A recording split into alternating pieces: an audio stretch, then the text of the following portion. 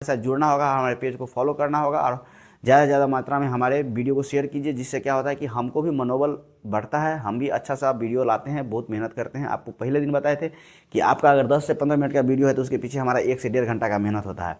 तो प्लीज़ हमको सपोर्ट कीजिए। बहुत बहुत धन्यवाद। आप सभी को हमारा प्रणाम। जैसा कि आप जान रहे हैं, अभी हम केमिस्ट्री का सीरीज चला रहे हैं, उसी में आज दूसरा चैप्टर है। केमिस्ट्री के दूसरे चैप्टर इस अम्ल, क्षार और लवण से 20 ऑब्जेक्टिव क्वेश्चन हम लिए हैं। उसी 20 क्वेश्चन को आज हम लोग देखेंगे, बहुत जल्दी में देखेंगे, ठीक है, क्योंकि यह रिवीजन का घड़ी है। तो आप लोग समय ज़्यादा न व्यतीत करते हुए अपने रिवीजन को चालू रखिए, क्योंकि अब 1-1.5 महीने के बाद आपका एग्ज़ाम है। तो हमारा कोशिश है कि हर सब्जेक्ट का ऑब्जेक्टिव हम आप लोग को प्रोवाइड करा दें, जो बहुत ही महत्वपूर्ण है, ठीक है ना। तो आइए पहले क्वेश्चन पे चलते हैं। पहला क्वेश्चन कह रहा है कि लिटमस विलय जो न तो अम्लीय होता है और न ही क्षारीय होता है, इसका रंग कैसा होता है। तो लिटमस विलय, लिटमस पेपर जिसका न अम्लीय हो न क्षारीय हो, वह कैसा होता है, तो वह बैंगनी कलर का होता है। कैसा होता है? बैंगनी कलर का होता है। दूसरा प्रश्न कह रहा है निम्नलिखित में से कौन सा एक अम्ल है, आपको अम्ल पहचानना है। तो देखिए, आप बायोलॉजी में भी इसको पढ़े होइएगा। ये क्या है? पेट में पाया जाता है हाइड्रोक्लोरिक अम्ल, ठीक है। ये क्या है? तो ये आपका NaOH क्या है? क्षार है। क्या है? क्षार है। तो ये आपका ऑप्शन नंबर ग सही हो जाएगा, ठीक है। आइए दूसरे प्रश्न पे चलते हैं।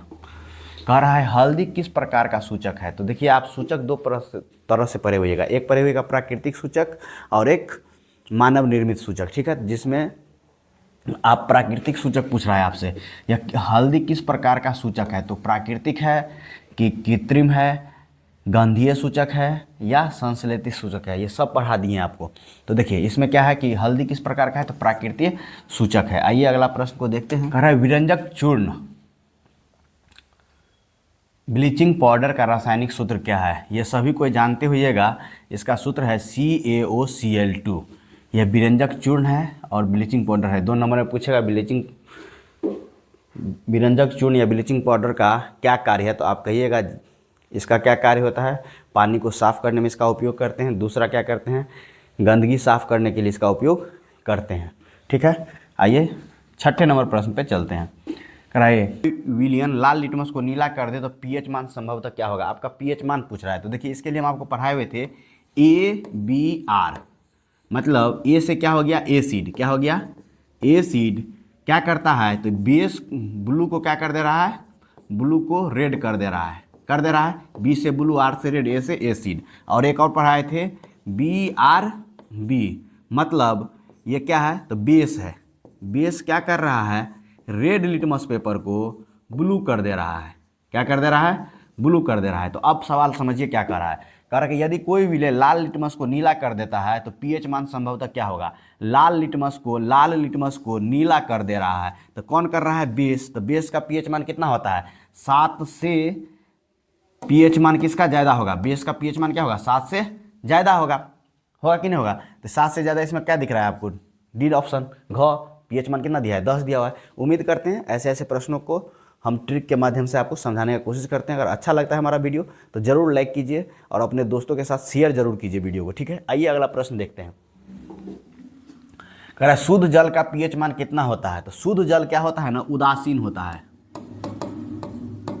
उदासीन होता है। क्या होता है? उदासीन होता है। और उसका pH मान 7 होता है। याद रख लीजिएगा। अगर आपको ऑप्शन में इस तरह से दे दे कि क में उदासीन, ख में ग और डी में लिख दे 1 से अधिक, क्या लिख दे? 1 से अधिक, तो आप इसमें ऑप्शन मार के आइएगा 1 से अधिक, क्योंकि उदासीन भी वही है बात और 7 जो है वही है। मतलब क्या है, pH मान क्या है, जल का pH मान कितना होता है? उदासीन pH मान, जल क्या होता है? उदासीन भी होता है और जल का pH मान 7 भी होता है, ठीक है। क्वेश्चन को अच्छे से समझिएगा।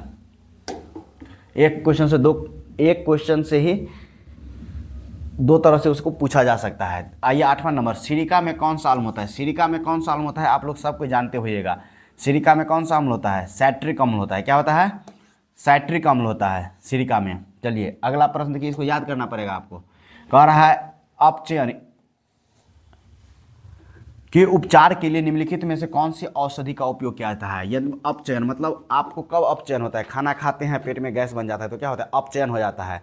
तो उसके लिए क्या है, हम आपको पढ़ाए थे MgOH का होल टू मैग्नीशियम हाइड्रोक्साइड का प्रयोग करते हैं अम्लता दूर करने के लिए पेट में। ठीक है, यह एक क्या है, एक एंटा एसिड है। यह क्या है, एंटा एसिड है। ठीक है ना, मतलब क्या है कि एसिड को काटने वाला है यह कौन, तो मैग्नीशियम हाइड्रोक्साइड। अगर आपसे यह पूछ ले कि अपचयन के उपचार के लिए निम्नलिखित में से किस औषधि का प्रयोग किया जाता है और उसमें ये 4-5 केमिकल फॉर्मूला के साथ दे देते, इसमें आप क्या मारिएगा, मैग्नीशियम हाइड्रोक्साइड। एकदम बेसिक कंसेप्ट क्लियर। चलिए, एक क्वेश्चन से अनेक क्वेश्चन आपको देखने को मिलेगा। आइए, कह रहा है जिंक ऑक्साइड का स्वभाव कैसा होता है। तो जिंक ऑक्साइड का स्वभाव उभयधर्मी होता है। ठीक है, आइए अगले प्रश्न पर। कह रहा है प्लास्टर ऑफ पेरिस का रासायनिक सूत्र क्या है। दो गो होता है, एक जिप्सम होता है, क्या होता है, जिप्सम होता है, और एक होता है प्लास्टर ऑफ पेरिस। दोनों का सूत्र मिलता जुलता है। जिप्सम का क्या होता है, तो देखिए जिप्सम का जो ये आप देख रहे हैं ना, ये जिप्सम का सूत्र हो गया। और प्लास्टर ऑफ पेरिस में आधा वाटर, सिर्फ जल का फर्क है, यहाँ 2 जल है, यहाँ आधा जल है। तो इसका ऑप्शन ये हो जाएगा कि प्लास्टर ऑफ पेरिस का रासायनिक सूत्र क्या है, तो CaSO4 का होल टू CaSO4 गुने आधा जल, और इसमें क्या है, ये CaSO4 गुने 2 गो जल। तो ये जिप्सम हो गया और ये क्या हो गया, plaster of Paris. Plaster of Paris का उपयोग पूछे 2 मार्क में तो आप लिखिएगा कि हड्डी जब टूट जाती है तो उसको प्लास्टर ऑफ पेरिस से ही प्लास्टर किया जाता है। ठीक है, और दूसरा प्लास्टर ऑफ पेरिस का प्रयोग करके हम लोग मूर्ति बनाते हैं। क्या बनाते हैं, खांचा तैयार रहता है, उसमें प्लास्टर ऑफ पेरिस डालते हैं, मूर्ति बन के तैयार निकलता है। ठीक है, तीसरा और भी उपयोग है जो आप पढ़ लीजिएगा, मगर 2 उपयोग हम पढ़ा रहे हैं 2 मार्क के लिए। कह रहा है सोडियम कार्बोनेट के जलीय विलय में pH मान क्या होता है। अब देखिए सोडियम कार्बोनेट है, sodium carbonate NaCO3 sodium carbonate है। कहा जलीय विलय में pH मान क्या होगा, तो जलीय विलय में इसका pH मान क्या होगा, 7 से अधिक होगा कि 7 से कम। जब 7 से कम हो जाएगा तो क्या हो जाएगा, अम्ल हो जाएगा, और 7 से अधिक होगा तो क्या होगा, क्षार होगा। ठीक है, आइए अगला प्रश्न देखते हैं।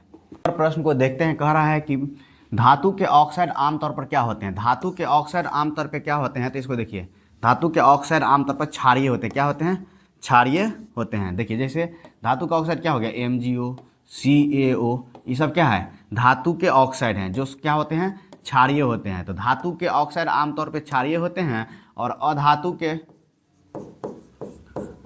के ऑक्साइड क्या होते हैं, अम्लीय होते हैं। याद कर लीजिएगा, अधातु के ऑक्साइड क्या हो जाएंगे, अम्लीय होंगे, और धातु के ऑक्साइड क्या हो जाएंगे, क्षारीय होंगे। 100% क्वेश्चन पूछेगा ही। चलिए अगला प्रश्न पे आइए। कह रहा है H+ आयन की सांद्रता किस पदार्थ में सबसे अधिक होगी। तो देखिए शुद्ध जल में क्या है, 7 होता है इसका pH मान। दूध का क्या होता है, अम्ल से ज़्यादा होता है, 7 से अधिक होता है, 7 से ज़्यादा होता है। NaOH विलयन क्या है, ये भी 7 से ज़्यादा का है। तो कह रहा है pH मान किस पदार्थ का सबसे अधिक होगा, मतलब आयन H+ आयन की जितनी सांद्रता होगी अम्लता उतनी अधिक होगी। यही ना है कि H+ आयन की सांद्रता जितनी अधिक होगी वह अम्लीय उतना अधिक होगा। ठीक है, तो अम्ल इसमें सबसे ज़्यादा कम किसका है, जठर रस का है। कितना होता है, 2.8 होता है या 2.2 होता है। तो क्या है, इसका pH मान कितना नज़दीक है, 2.1 के बहुत नज़दीक है, 7 से बहुत कम है। तो सबसे अधिक क्या होगा, सांद्रता इसका जठर रस का होगा। ठीक है, आइए अगला प्रश्न को देखते हैं। बहुत कम टाइम में हम आपको 20 क्वेश्चन रिवीजन करवा रहे हैं। चींटी के डंक में कौन सा अम्ल पाया जाता है, यह सब क्वेश्चन पूछा हुआ है। देखिए 2 नाम है इसका, मिथेनोइक अम्ल या फॉर्मिक अम्ल। यह अम्ल कैसा है, क्वेश्चन अगर पूछ दे कि मिथेनोइक अम्ल और फॉर्मिक अम्ल कैसा है, तो क्या है, यह क्या है, तो वीक अम्ल है। क्या है, वीक अम्ल मतलब कमजोर अम्ल है, कमजोर अम्ल है। समझ गए, 2 प्रकार के अम्ल पढ़े हम लोग, एक पढ़े हैं कि स्ट्रॉन्ग एसिड और वीक एसिड। तो ये क्या है, वीक एसिड है। ठीक है, आइए अगला प्रश्न को देखते हैं। निम्नलिखित में से कौन सा भस्म नहीं है। भस्म पूछ रहा है आपसे, क्या पूछ रहा है, हम बताए थे कि भस्म नहीं है। तो भस्म नहीं होगा तो क्या होगा, ये क्या है, नमक है। क्या है, ये नमक है, जिसको लवण कहते हैं। ये आप लोग बचपन से जानते होइएगा, तो हमको कुछ जानकारी नहीं है, वैसे भी बोले जब OH हो तो क्या होगा, भस्म होगा। ठीक है, तो भस्म नहीं पूछ रहा है, ये भी क्या है, भस्म है। तो भस्म नहीं पूछ रहा है, इसका मतलब क्या है, NaCl इसका आंसर है।